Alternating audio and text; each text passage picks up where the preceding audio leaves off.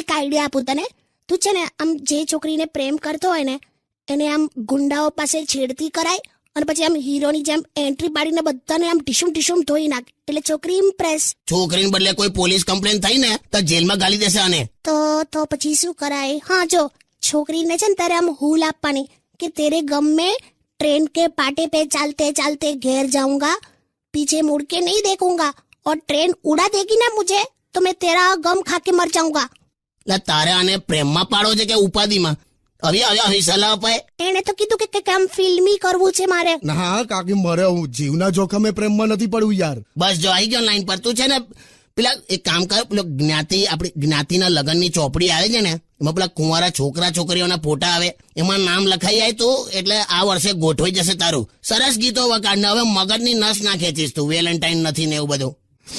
સારું પણ કાકા જો વગાડ ને યાર પાછી